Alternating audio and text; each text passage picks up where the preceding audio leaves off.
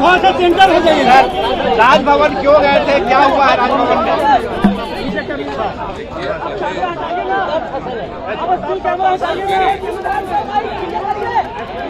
हमारे पार्टी के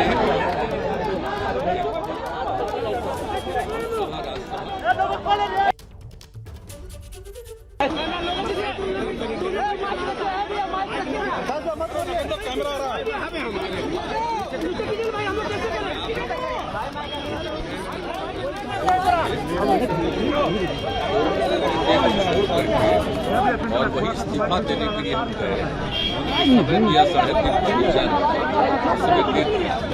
हम लोग भी पहले कोई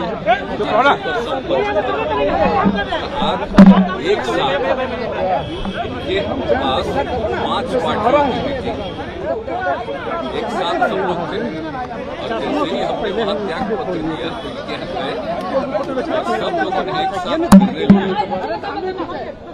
और उसके बाद फिर मांझी जी पहुंचे तो एक साथ आप समझ लीजिए कि विधानसभा में 164 इंडिपेंडेंट 1 से 64 और इसके अलावा एक इंडिपेंडेंट हम लोगों के साथ तो 7 पार्टी और एक अकेला इंडिपेंडेंट और हम लोग जो उधर थे उनसे हम लोगों ने रास्ता आज समाप्त कर दिया और हम लोग एक साथ मिल करके हम 7 पार्टियों ने जो हम लोगों का महागठबंधन है हम मिल करके आगे काम करेंगे, सेवा करेंगे और इसी सिलसिले में 7 पार्टी के सभी विधायक दल के जितने सब नेता हैं सब लोग मिल करके और जितने विधायक सारे मतलब 7 पार्टियों का और एक इंडिपेंडेंट उन सभी लोगों का दस्तखत भी दे दिया गया है और बातचीत भी इतने दिन से हो रही थी कि अब एक साथ हम लोग हैं सभी हो जाए तो इसी के लिए हमने दे दिया। तो गवर्नर साहब ने क्या आपने दावा पेश किया तो उन्होंने कब शपथ ग्रहण के लिए क्या तो वो तो वही ना करेंगे। हम लोगों ने कहा कि आप जल्दी से जल्दी करिए अब वो करेंगे। अब बाकी अब आपको ये सब बताएं नहीं आपको हमने आपको बेसिक बता दिया उसका सब लोग बताएंगे आपको। एनडीए से बाहर निकलने की क्या वजह थी और महागठबंधन में जाने की क्या वजह? अरे भाई वो तो उसकी वजह थी आप तो खुद एक जगह गए वो का ट्रेनिंग लेने के लिए तो और ना हमको पूरा एक्सपोज कर दिया कि जिस आदमी को कहां से कहां हम बढ़ाए और उसके बाद जो काम हुआ है आगे गड़बड़ जो सब सूचनाएं मिल रही थी पार्टी के सब तभी तो सारे हमारे पार्टी के लोग इस बात को लेकर के हमको कह रहे थे नहीं कुछ करते और तब जाकर के मीटिंग और सब ये बात हो गई और तभी सब लोगों से बात हो गई और एक साथ हम लोग अलग हो गए। वो ठीक नहीं हुआ समझ गए ना। आपको अपमानित भी किया गया, आपके खिलाफ साजिश रची गई, वो क्या था? अब क्या क्या कौन रहते हो सब छोड़ दीजिए ना, हमको कुछ नहीं कहना लेकिन हमारे पार्टी के सब लोगों की राय थी कि भाई आप अलग तब सोच न लीजिए भाई उधर 3 पार्टी अब 2 पार्टी इधर 1 पार्टी इधर 5 पार्टी और सब मिलके 7 पार्टी एक साथ हो गए हम लोग। ये बताया जा रहा है कि आप प्रधानमंत्री के लिए उम्मीदवार हो सकते हैं।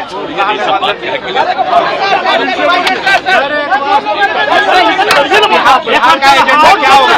बिहार का एजेंडा क्या होगा? बिहार का है बिहार की सेवा करना, हम मिल करके काम करना, सब लोग पूरे बिहार को आगे बढ़ाने के लिए लगे रहेंगे और समाज में जिस तरह से एक विवाद पैदा करने की कोशिश हो गई थी शुरू वो हमको अच्छा नहीं लगता था। आप अच्छी तरह जानते हैं ना, आप तो एक बार 17 में हुए थे, 17 के लस्पा में आए न थे तो हमने तो कहा ना कि हम ये सब कोई चीज जो कहीं कुछ करेगा गड़बड़ 64 इंडिपेंडेंट मिला 1 से 64 और उसके अलावा एक इंडिपेंडेंट सबका एकता रहनी चाहिए।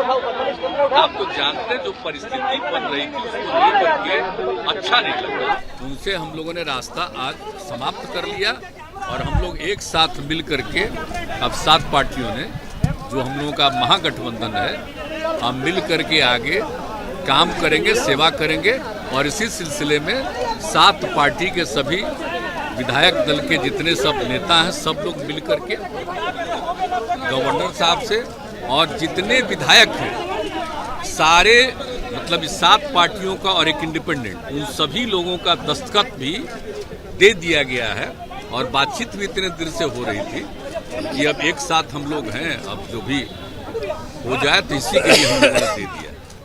गवर्नर साहब ने क्या आपने दावा पेश किया तो उन्होंने कब किया? तो वो तो वही ना करेंगे। हम लोगों ने कहा कि आप जल्दी से जल्दी करिए, अब वो करेंगे। अब बाकी अब आपको ये सब बताइए, हमने आपको बेसिक बता दिया, अब उसका सब लोग बताएंगे आपको। एनडीए से बाहर निकलने की क्या वजह थी और महागठबंधन में जाने की क्या वजह? अरे भाई, वो तो उसकी वजह थी, तो आप तो खुद एक जगह गए वो का ट्रेनिंग लेने के लिए,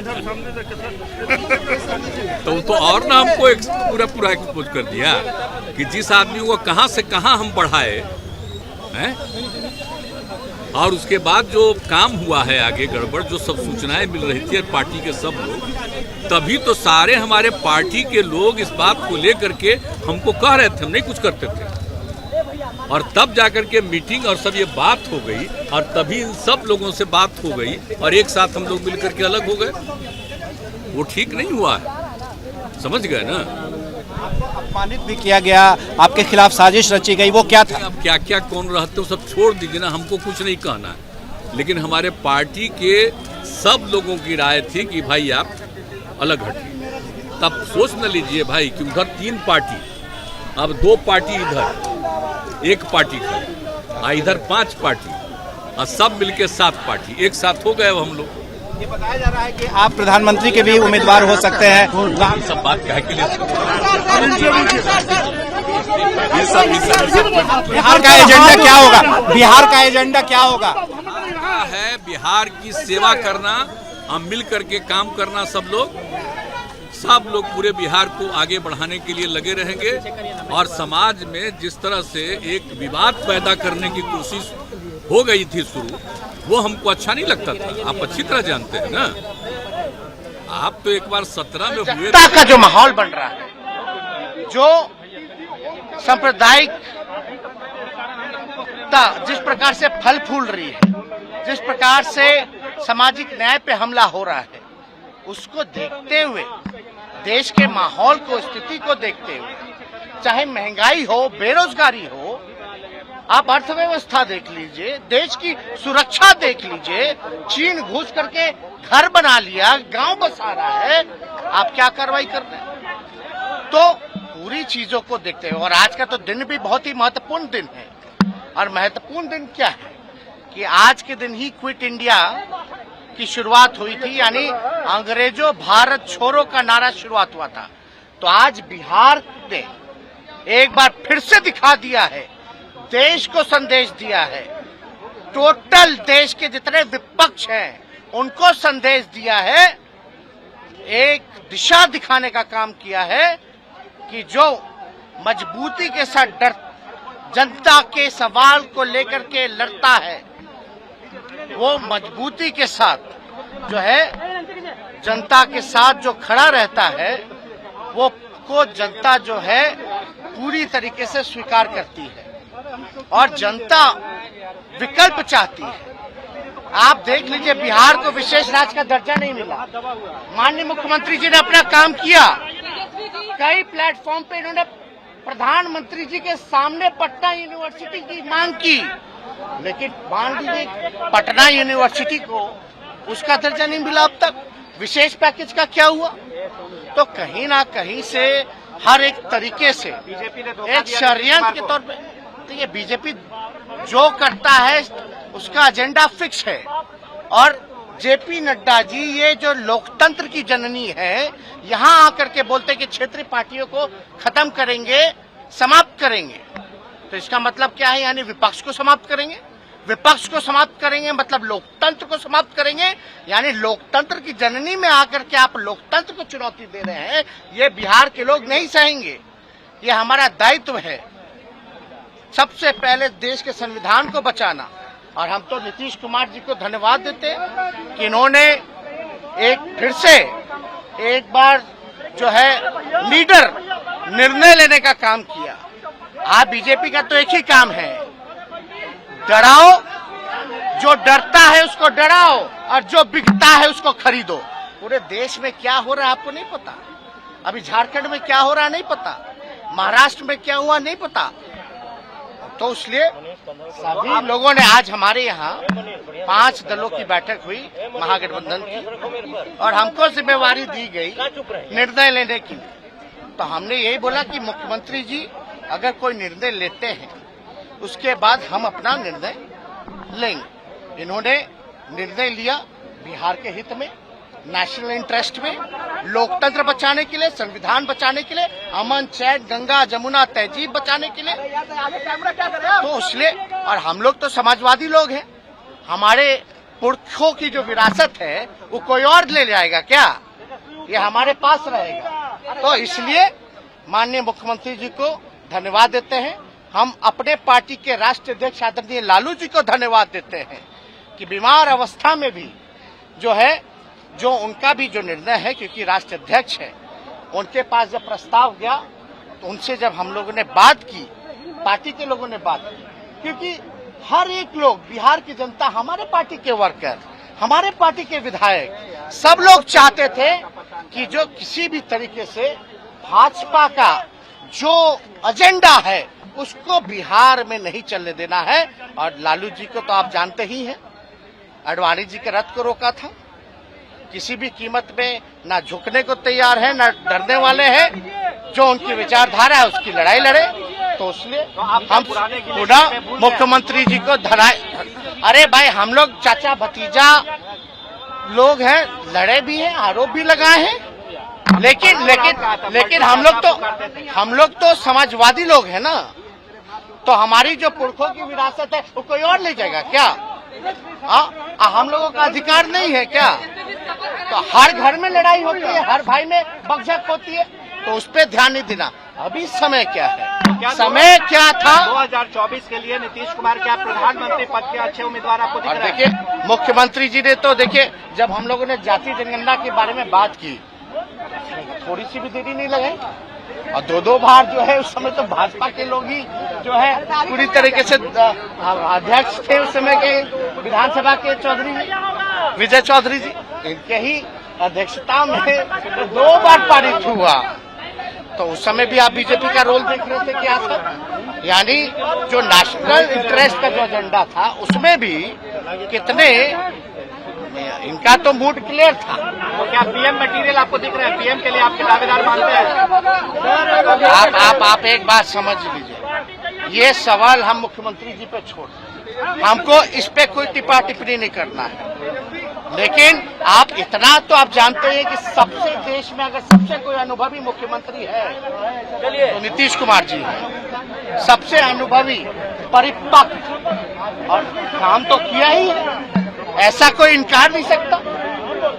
कुछ लोग तो प्रचार का काम कर। नरेंद्र मोदी को क्या नीतीश जी दे सकता है चुनौती?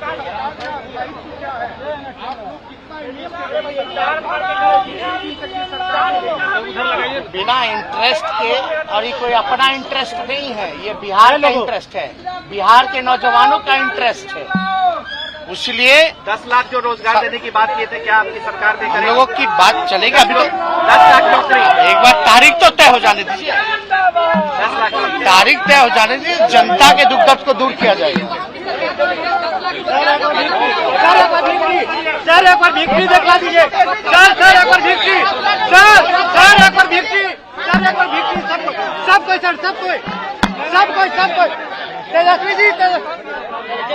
तो राज्यपाल को सरकार बनाने का दावा पेश करने के बाद मीडिया के सामने नीतीश कुमार, तेजस्वी यादव जमकर निशाने पर बीजेपी को लिया। तेजस्वी यादव ने इस मौके पर भूरी भूरी प्रशंसा नीतीश कुमार की। नीतीश देश में सबसे परिपक्व मुख्यमंत्री, काम मुख्यमंत्री के तौर पर नीतीश का शानदार रहा है। अपना फायदा नहीं, बिहार का फायदा हमेशा सबसे आगे रखा। तेजस्वी यादव ने सीधे निशाने पर बीजेपी को लिया, ये कहते हुए सांप्रदायिकता देश में फल फूल रही है, सामाजिक न्याय पर हमला हो रहा है, महंगाई है देश में, बेरोजगारी है, देश की सुरक्षा को लेकर सवाल उठाया, ये कहते हुए कि चीन ने देश की धरती में गांव बसा लिया है और ऐसे में अब बिहार के जरिए देश को संदेश दिया जा रहा है, क्योंकि बीजेपी का एजेंडा तो फिक्स्ड है। तेजस्वी यादव की तरफ से कहा गया बीजेपी का एजेंडा फिक्स्ड है, जो बिके उसे खरीद लो वरना तो डराओ या खरीदो। इसी एजेंडे पर आगे बढ़कर बीजेपी देश से विपक्ष को खत्म कर रही है। ये बड़ा हमला तेजस्वी यादव का बीजेपी पर। इसी पर आगे प्रतिक्रिया भी लेंगे। तमाम खास मेहमान हमारे साथ बने हुए हैं और साथ ही साथ त्वरित सर्वे बिहार की राजनीतिक उठापटक पर लगातार जारी है।